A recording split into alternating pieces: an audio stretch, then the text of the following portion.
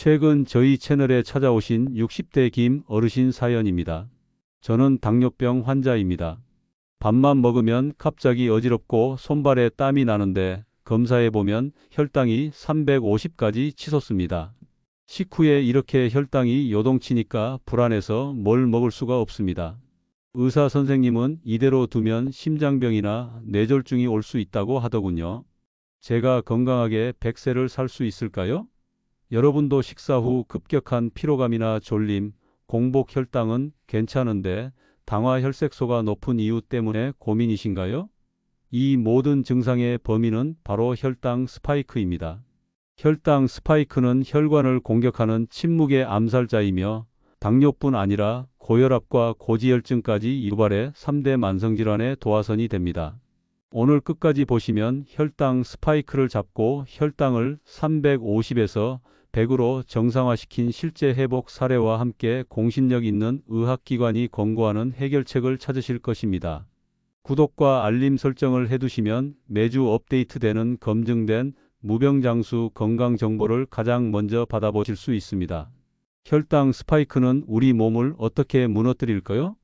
실제 건강회복 사례를 통해 그 충격적인 증상과 극복 과정을 살펴보겠습니다. 먼저 김 어르신 이야기입니다. 65세 김 어르신은 3년 전 당뇨 진단을 받았습니다. 진단 당시 공복 혈당은 120대로 양호했지만 식후 혈당은 늘 250 이상을 찍었습니다. 특히 스트레스를 받거나 회식 후에는 혈당이 350까지 치솟아 인슐린 주사를 맞아야 할 정도였습니다. 혈당 수치가 높다 보니 합병증도 시작됐습니다. 시력이 급격히 나빠지고 발이 저리는 말초신경병증이 생기면서 큰 충격을 받으셨습니다. 하지만 김 어르신은 좌절하지 않고 의사와의 상담 후 식습관과 운동 루틴을 완전히 바꾸셨습니다. 매 끼니 현미밥과 식이섬유가 풍부한 채소를 드시고 식후 30분에는 무조건 걷기 운동을 하셨습니다. 3개월 후 그분의 당화혈색소는 9.5%에서 6.4%로 떨어졌고 식후 혈당은 140 이하로 안정되었습니다. 합병증 증상도 크게 개선되는 기적을 경험하셨습니다. 그렇습니다. 이어서 박할머니 사례입니다. 70세 박할머니는 당뇨는 없었지만 혈압이 160에 95mmHg를 넘는 고혈압과 고지혈증으로 고생하셨습니다.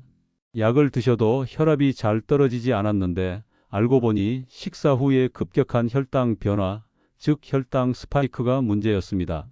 박할머니는 식사 후 디저트로 떡이나 흰빵 같은 정제 탄수화물을 즐기셨는데 이것이 혈당을 폭발적으로 올려 혈관 내벽에 염증을 일으켰고 결국 혈관 경직으로 고혈압을 악화시켰던 것입니다.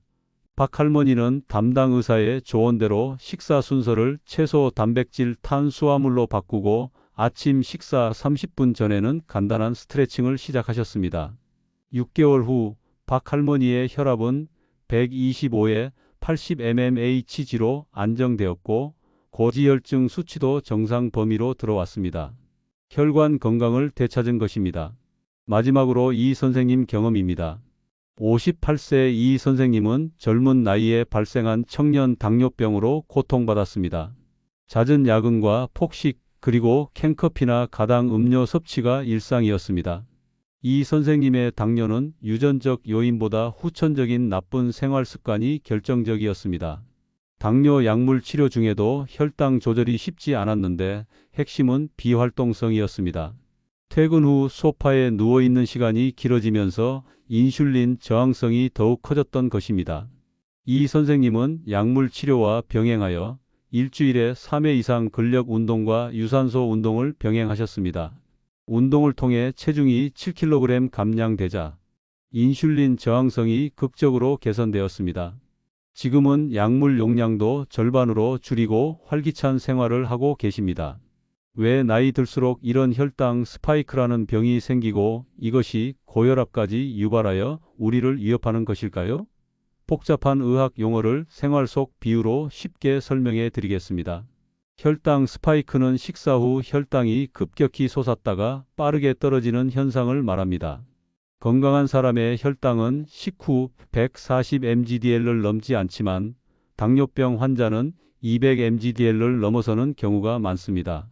이때 급격히 솟아오른 혈당은 혈관에 마치 설탕이 묻은 날카로운 유리 조각처럼 작용합니다. 이 유리 조각들이 혈관 내벽을 긁어 상처를 내고 염증을 일으킵니다. 이를 의학적으로는 산화 스트레스라고 합니다. 이 산화 스트레스가 만성적으로 지속되면 우리 혈관은 딱딱하게 굳어지는 동맥경화를 유발합니다. 동맥경화로 인해 혈관의 탄력이 떨어지면 심장은 더 강한 압력으로 혈액을 밀어내야 하고 이것이 바로 고혈압으로 이어지는 것입니다. 대한당뇨병 학회 자료에 따르면 당뇨병 환자는 고혈압 발생률이 일반인보다 23배 이상 높습니다. 최근 연구 결과에 따르면 우리나라 60대 남성 3명 중 1명 이상이 당뇨병을 앓고 있으며 이는 한국인 사망원인 7위에 오를 정도로 심각합니다. 문제는 당뇨병 전 단계나 초기 환자의 경우 공복 혈당만으로는 진단이 어렵다는 것입니다. 공복 혈당이 정상이라도 식후 혈당이 급격히 오르는 혈당 스파이크가 잦다면 여러분의 혈관은 이미 위험에 노출된 것입니다. 이 혈당 스파이크를 막기 위해서는 인슐린 저항성이라는 의학적 원인을 이해해야 합니다. 인슐린은 혈당을 세포 안으로 넣어 에너지로 쓰게 하는 열쇠와 같습니다. 나이가 들거나 비만해지면 세포가 이 열쇠를 잘 인식하지 못하게 되는데 이것이 인슐린 저항성입니다. 인슐린 저항성이 생기면 우리 몸은 혈당을 낮추기 위해 인슐린을 과도하게 분비합니다. 인슐린의 과잉 분비는 지방 축적을 촉진하고 다시 인슐린 저항성을 높이는 악순환을 만들어냅니다. 따라서 단순히 혈당을 낮추는 약물 외에도 이 인슐린 저항성을 개선하는 생활요법이 필수적입니다. 그렇습니다. 그럼 이제부터 혈당 350을 100으로 정상화시키고 고혈압까지 잡은 실제 사례자들이 실천한 공신력 있는 의학기관들이 추천하는 혈당 스파이크 방지 5가지 노하우를 알려드리겠습니다. 제가 환자분들께 꼭 권하는 방법입니다. 첫 번째, 식사 순서만 바꿔도 혈당은 잡힙니다. 밥부터 드시지 마십시오. 대한당뇨병 학회는 식이섬유가 풍부한 채소와 나물섬 유질, 생선이나 고기 단백질 및 지방 팝탄수화물 순서로 드실 것을 권고합니다. 채소를 먼저 먹으면 섬유질이 위장관에서 당 흡수 속도를 늦춰 혈당 스파이크를 효과적으로 막아줍니다. 두 번째, 착한 탄수화물로 바꾸십시오. 흰 쌀밥, 흰빵, 떡, 면 등 정제된 탄수화물은 혈당을 급격히 올리는 주범입니다.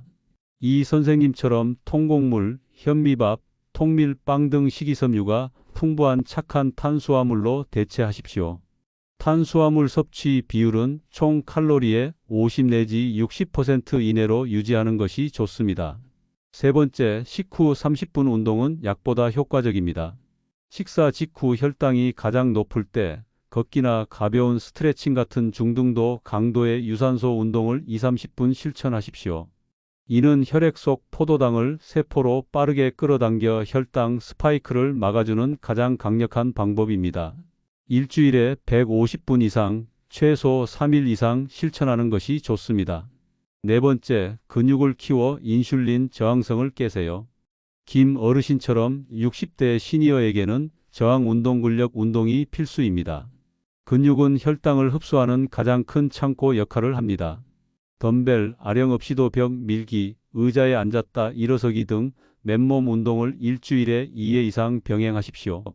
근육량이 늘면 인슐린 저항성이 개선되어 혈당 조절에 유리해집니다.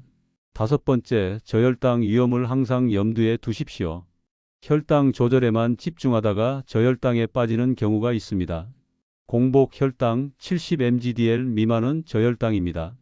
특히 약물을 복용 중이거나 인슐린 치료 중인 환자는 운동 전에 반드시 혈당을 체크하고 사탕이나 주스 등 비상식품을 휴대해야 합니다. 음주는 혈당 조절에 악영향을 미치고 저혈당 위험을 높이니 혈당 조절이 잘 되는 경우라도 하루 한 잔 이하로 제한하고 금주를 권고합니다. 이것만은 꼭 기억하세요. 당뇨병 치료는 약물 50%와 생활요법 50%의 균형입니다. 반드시 의료진과 상담하여 자신에게 맞는 치료와 관리 계획을 세우시고 꾸준히 실천하는 것이 무병장수의 비결입니다. 여러분, 건강한 100세 시대 지금부터가 시작입니다. 오늘 말씀드린 것처럼 혈당 스파이크만 잡아도 당뇨, 고혈압, 심혈관 질환의 위험을 크게 낮출 수 있습니다. 생활 속 작은 실천이 우리 몸을 근본적으로 치유하고 건강한 노년을 선물해 줄 것입니다. 저희 무병장수 채널은 여러분의 활기찬 삶을 진심으로 응원합니다. 오늘 내용이 도움이 되셨다면 구독과 좋아요, 알림 설정 꼭 부탁드리고요. 다음 시간엔 겨울철 심혈관 질환을 막는 혈액순환 10분 운동법으로 찾아뵙겠습니다. 감사합니다.